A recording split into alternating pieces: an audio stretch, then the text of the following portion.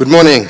President Uhuru Kenyatta has for the first time since taking office after the 2017 general election reorganized his administration in a major reshuffle that saw one cabinet secretary lose his job. The ones I haven't mentioned are because they're either in place.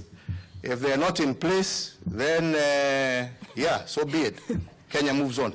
In the latest changes, Kenyatta has dropped Agriculture Cabinet Secretary Mwangi Kiunjuri, replacing him with Peter Munya from the Trade and Industrialization docket, while Uhuru Kenyatta was formally confirmed to take charge of the National Treasury. And I want to be held accountable for delivering on the intentions that I have declared.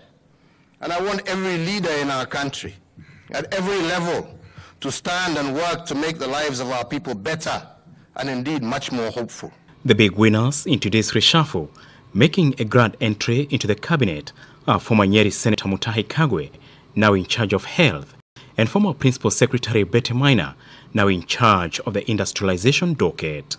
I believe that the above actions are just but the beginning, and we will be conversing again in a few months' time.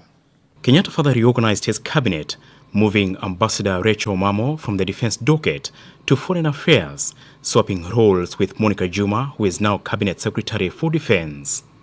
Simon Chelugui will now head the labor docket, having been transferred from the water docket, now held by Cicely Kariuki, who was moved from the health docket.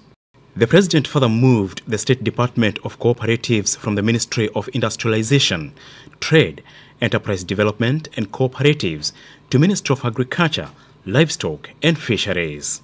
Also moved was the State Department of Youth Affairs from the Ministry of Public Service, Youth and Gender to the Ministry of ICT and Youth Innovations. Also to be reassigned were 7 principal secretaries. The president further appointed 15 chief administrative secretaries, among them Wiper Party leader Kalonzo Musyoka's ally Wavinya Ndeti. And after years of criticism for not employing youth to government jobs, the president, in his new look cabinet, now has 7 chief administrative secretaries under the age of 30. By reorganizing his administration, President Uhuru Kenyatta has sent out a message that he is firmly in charge while reaching out to Kenyans that he understands their concerns during these tough economic times. Apul Kamau, K24 Evening Edition, State House, Mombasa.